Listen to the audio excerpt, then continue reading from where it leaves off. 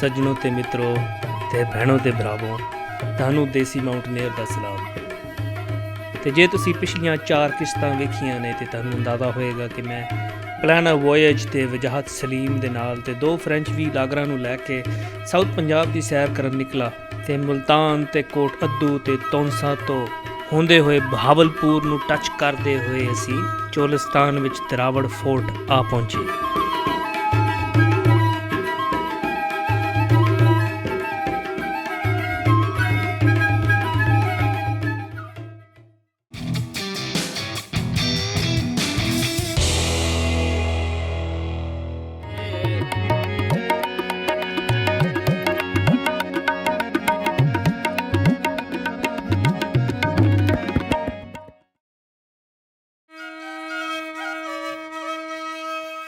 ਕਿਲ੍ਹਾ ਦਰਾਵੜ ਨੂੰ ਰਾਤੀ ਵੇਖਿਆ ਤੇ ਦਿਲ ਕੀਤਾ ਕਿ ਹੁਣ ਇਹਨੂੰ ਸਵੇਰੇ ਵੀ ਵੇਖੀਏ।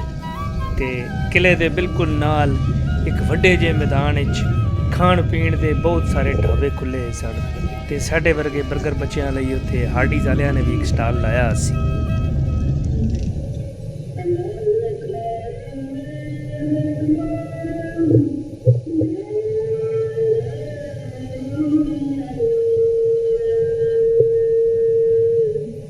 ਕੀ ਨਾਂ ਜੀ ਤੁਹਾਡਾ?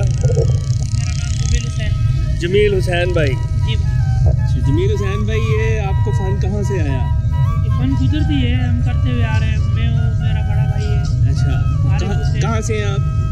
अभी लियाकतपुर की। लियाकतपुर किधर है? रहीम यार खान। ज़बरदस्त, ठीक हो गया। तो ये जो है कायद आज़म का मज़ार, ये आपने तस्वीरों में देखा है कि जाके भी देखा है?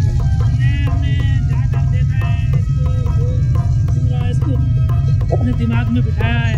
अच्छा, उसके हिसाब से फिर इसको बनाते हैं। बादशाही मस्जिद हो गई, लाल किला हो गया, शाही किला हो गया, अच्छा। हर चीज़ बना लेते हैं। और क्या बनाते हैं? हर चीज़, अच्छा। किसी चीज़ का भी नक्शा हो। किला दिलावर बनाया था पिछले साल हमने इधर। अच्छा, अभी भी उधर बना तो ये हुआ है। मटेरियल क्या है? ये खाली रहे थे डिब्बे की। इधर ही की? हाँ, अच्छा, साथ पानी शानी मिलाते हैं इसको? पानी तो लगता है, पानी तो लगता है। पानी के बगैर नहीं बनता। कोई औजार भी इस्तेमाल करते हैं? डेल्टा होता है। बस, चलो शुक्रिया जी बहुत।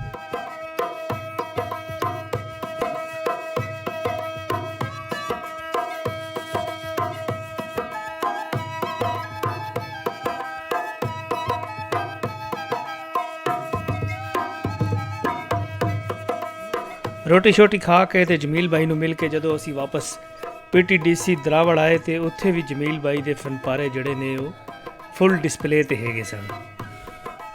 ਫਨਪਾਰੇ ਵੇਖੇ ਤੇ ਉਹਦੇ ਬਾਅਦ ਟੈਂਟ ਵਿਲੇਜ ਦਾ ਦੌਰਾ ਕੀਤਾ ਤੇ ਆਪਣਾ ਟੈਂਟ ਲੱਭਿਆ ਜਿੱਥੇ ਸੋਹਣਾ ਸੀ।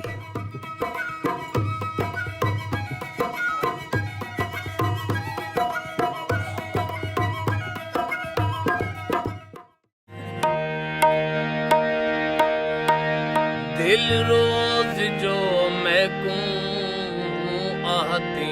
ਅਗਲੀ ਸਵੇਰੇ ਉੱਠੇ ਤੇ ਚਾਹ ਸ਼ਾਹ ਪੀਤੀ ਤੇ ਪਤਾ ਲੱਗਾ ਕਿ ਇੱਥੇ ਨੇੜੇ ਇੱਕ ਮਜ਼ਾਰ ਹੈ ਜਿੱਥੇ ਕੋਈ 4 ਸਹਾਬਾ ਦੀਆਂ ਕਬਰਾਂ ਨੇ।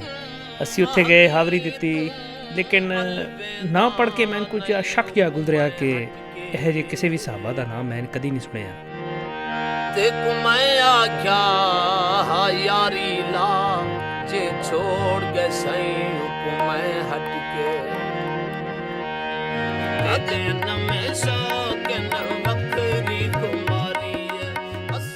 ਇਸ ਕਬਰਿਸਤਾਨ ਚੋਂ ਨਿਕਲੇ ਤੇ ਪਤਾ ਲੱਗਾ ਕਿ ਜੀ ਇੱਕ ਸ਼ਾਹੀ ਕਬਰਿਸਤਾਨ ਵੀ ਹੈ ਜਿਹਨੂੰ ਅਸੀਂ ਦੇਖਣ ਗਏ, ਲੇਕਿਨ ਪਤਾ ਲੱਗਾ ਕਿ ਉੱਥੇ ਦਾਖਲਾ ਬਿਲਕੁਲ ਬੰਦ ਹੈ। ਤੇ ਅਸੀਂ ਬਾਹਰੋਂ ਹੀ ਕੁਝ ਫੋਟੋਆਂ ਲਈਆਂ ਤੇ ਉਹਦੇ ਬਾਅਦ ਪਤਾ ਲੱਗਾ ਕਿ ਮੇਰੇ ਇੱਕ ਬੜੇ ਕਰੀਬੀ ਯਾਰ ਗੋਬੀਜ਼ ਪੇਂਟਸ ਵਾਲੇ ਉਮਰ ਸਾਹਿਬ ਜਿਹੜੇ ਨੇ ਉਹ ਵੀ ਰੈਲੀ ਅਟੈਂਡ ਕਰਨ ਆਏ ਨੇ ਤੇ ਅਸੀਂ ਸੋਚਿਆ ਕਿਉਂ ਨਾ ਉਹਨਾਂ ਨੂੰ ਮਿਲੀਏ।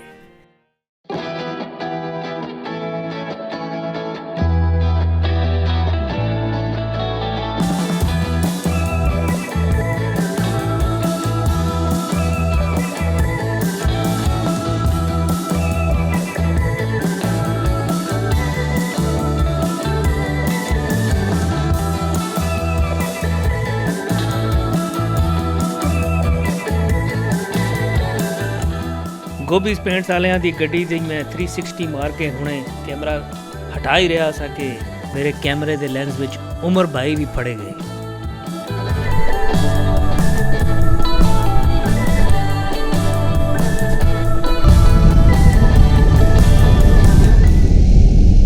ਮਲਕ ਸਾਹਿਬ ਕੋਲੋਂ ਇਜਾਜ਼ਤ ਲਈ ਤੇ ਉਹਦੇ ਬਾਅਦ ਅਸੀਂ ਸੋਚਿਆ ਕਿ ਹੁਣ ਜੇ ਚੋਲਿਸਤਾਨ ਆ ਹੀ ਗਏ ਹਾਂ ਤੇ ਫਿਰ ਰੈਲੀ ਅਟੈਂਡ ਕਰ ਹੀ ਲਈਏ। ਜਿਹੜੀ ਥਾਂ ਤੋਂ ਰੈਲੀ ਸਟਾਰਟ ਹੁੰਦੀ ਸੀ ਉੱਥੇ ਜ਼ਮੀਨ ਬੜੀ ਸਖਤ ਬੰਜਰ ਤੇ ਕੱਕਰ ਵਰਗੀ ਸੀ। ਜੇ ਥੋੜੀ ਜਿਹੀ ਹੋਰ ਸਿੱਧੀ ਹੁੰਦੀ ਤੇ ਮੇਰਾ ਖਿਆਲ ਹੈ ਇੱਥੇ ਰੈਲੀ ਛੱਡੋ ਇੱਥੇ ਕ੍ਰਿਕਟ ਵੀ ਬੜੀ ਜ਼ਬਰਦਸਤ ਹੋਣੀ ਸੀ।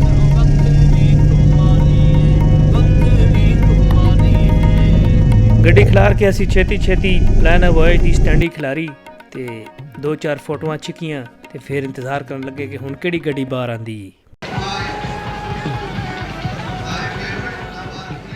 ਸਟਾਰਟਿੰਗ ਪੁਆਇੰਟ ਦੇ ਪਿੱਛੇ ਇੱਕ ਸਟੇਡੀਅਮ ਨੁਮਾ ਜਿਹਾ ਬਣਿਆ ਸੀ ਜਿੱਥੋਂ ਗੱਡੀਆਂ ਰੈਲੀ ਸਟਾਰਟ ਕਰਦੀਆਂ ਸਨ। ਉੱਥੇ ਬੜਾ ਜ਼ਬਰਦਸਤ ਮੇਲਾ ਠੇਲਾ ਲੱਗਾ ਸੀ ਤੇ ਹੋਰ ਵੀ ਬਹੁਤ ਸਾਰੇ ਭਰਾ ਫੋਟੋ ਛਿੱਕਣ ਡਏ ਸਨ।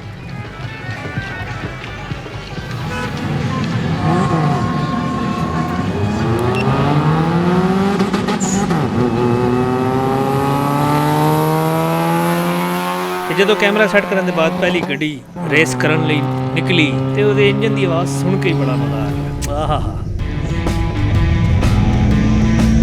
ਜਿਹੜੀ ਦੂਸਰੀ ਗੱਡੀ ਨਿਕਲੀ ਉਹ ਬਿਲਕੁਲ ਹੀ ਪਹਿਲੀ ਗੱਡੀ ਦਾ ਐਂਟੀ ਕਲਾਈਮੈਕਸ ਸੀ। ਲੇਕਿਨ ਦਾਦ ਦੇਣੀ ਪਏਗੀ ਉਸ ਭਰਾ ਨੂੰ ਕਿਉਂਕਿ ਉਹ ਵੀ ਪਟੋ ਪਟ ਜਾ ਰਿਹਾ ਸੀ।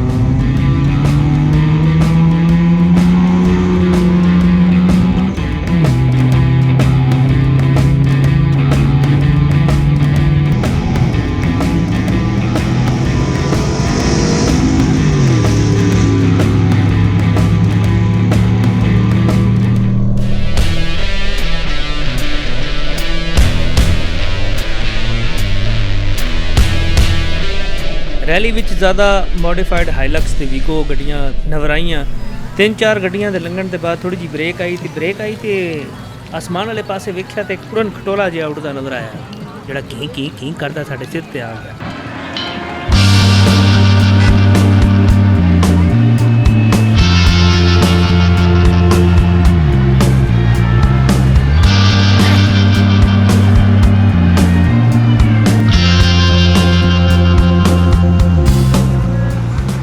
ਉਡਣ ਖਟੋਲੇ ਨੇ ਜਦੋਂ ਕਾਫੀ ਸਾਰੇ ਚੱਕਰ ਲਾ ਲਏ ਤੇ ਫਿਰ ਅਸੀਂ ਵੀ ਸੋਚਿਆ ਕਿ ਚਲੋ ਅਸੀਂ ਵੀ ਕੋਈ ਚੱਕਰ ਲਾ ਕੇ ਆਈਏ ਤੇ ਵੇਖ ਕੇ ਆਈਏ ਕਿ ਰੈਲੀ ਦਾ ਟਰੈਕ ਕਿਹੋ ਜਿਹਾ ਹੈਗਾ।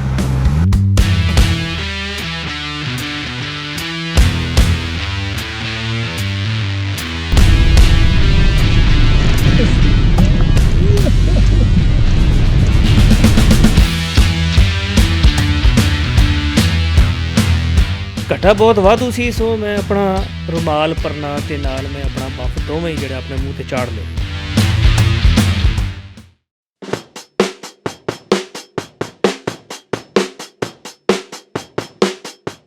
ਘੱਟਾ ਘੁੱਟਾ ਖਾ ਕੇ ਤੇ ਚੱਕਰ ਲਾ ਕੇ ਅਸੀਂ ਜਦੋਂ ਵਾਪਸ ਉਸ ਮੈਦਾਨ 'ਚ ਪਹੁੰਚੇ ਜਿੱਥੋਂ ਰੈਲੀ ਸ਼ੁਰੂ ਹੁੰਦੀ ਸੀ ਤੇ ਅਸੀਂ ਸੋਚਿਆ ਕਿ ਹੁਣ ਵਾਪਸ ਜਾਣ ਤੋਂ ਪਹਿਲੇ ਦਰਾਵੜ ਫੋਰਟ ਦਾ ਦੀਦਾਰ ਕਰ ਆਈਏ।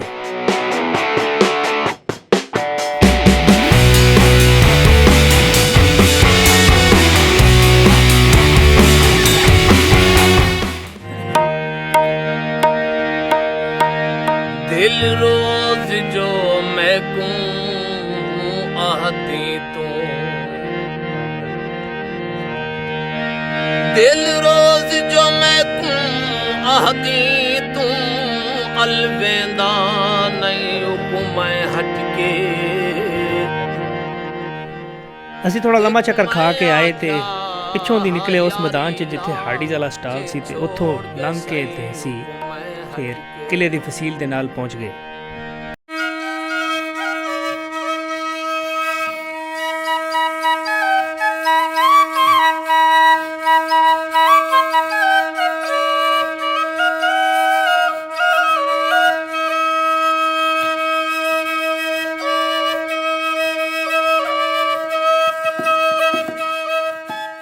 ਕਿਲਾ ਦਰਾਵੜ 9ਵੀਂ ਸਦੀ 'ਚ ਇੱਕ ਹਿੰਦੂ ਰਾਜਪੂਤ ਬਣਾਇਆ ਸੀ, ਲੇਕਿਨ 1773 ਵਿੱਚ ਜਦੋਂ ਬਹਾਵਲਪੁਰ ਦੇ ਨਵਾਬ ਸਾਦਿਕ ਮੁਹੰਮਦ ਖਾਨ ਨੇ ਇਹਦੇ ਤੇ ਕਬਜ਼ਾ ਕੀਤਾ ਤੇ ਫਿਰ ਉਹਨਾਂ ਨੇ ਇਹਦੀ ਇਹ ਸ਼ਕਲ ਬਣਾਈ ਜਿਹੜੀ ਹੁਣ ਤੁਹਾਨੂੰ ਨਜ਼ਰ ਆਉਂਦੀ ਹੈ।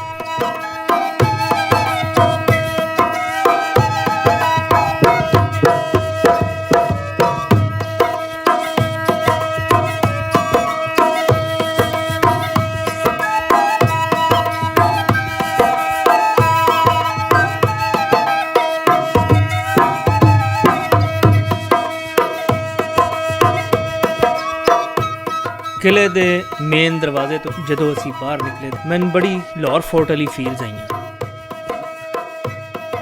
ਕਿਲਾ ਲਾਹੌਰ ਵਾਂਗਰ ਤੇ ਜਦੋਂ ਬਾਹਰ ਨਿਕਲੋ ਤੇ ਲਾਹੌਰ ਫੋਰਟ ਚ ਸਾਹਮਣੇ ਤੁਹਾਨੂੰ ਬਾਦਸ਼ਾਹੀ ਮਸਜਿਦ ਮਿਲਦੀ ਹੈ ਤੇ ਇੱਥੇ ਕਿਲਾ ਦਰਾਵੜ ਦੀ ਮਸਜਿਦ ਜੇ ਕਿ ਨੇੜੇ ਹੈ ਲੇਕਿਨ ਹੈ ਬਿਲਕੁਲ ਉਸੇ ਤਰ੍ਹਾਂ ਹੀ ਸਾਹਮਣੇ।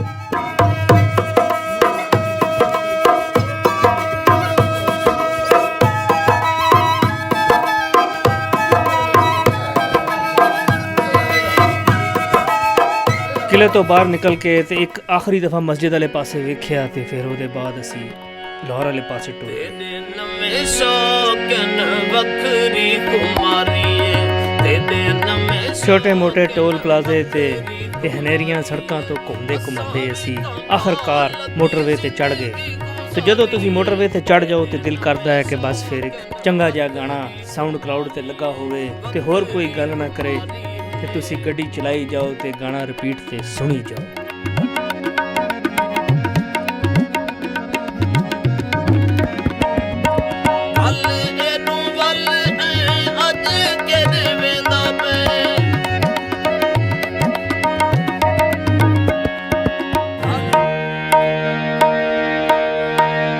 दिल रोज जो मैं को आहती तू दिल रोज जो मैं को आहती तू अलवेंदा।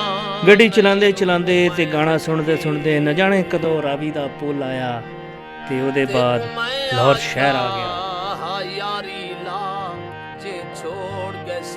ਲਾਹੌਰ ਪਹੁੰਚ ਕੇ ਮੇਰਾ ਸਫ਼ਰ ਪਲਾਨਾ ਵੋਏਜ ਦੇ ਨਾਲ ਇਖਤਤਾਮ ਪਜ਼ੀਰ ਹੋਇਆ। ਲੇਕਿਨ ਜੇ ਤੁਹਾਨੂੰ ਇਹ ਸਿਲਸਿਲਾ ਪਸੰਦ ਆਇਆ ਹੈ ਤੇ ਗੁਜ਼ਾਰਿਸ਼ ਹੈ ਕਿ ਲਾਈਕ ਕਰੋ, ਸਬਸਕ੍ਰਾਈਬ ਕਰੋ ਤੇ ਹੌਸਲਾ ਅਫਜ਼ਾਈ ਕਰੋ। ਮੌਲਾ ਖੁਸ਼ ਰੱਖੇ ਤੇ ਰੱਬ ਰੱਖੇ। ਮਰਜ਼ੀ ਹੈ ਕਵੜੀ ਦੀ ਪਈ ਹੁਕਮ ਹਟ ਕੇ।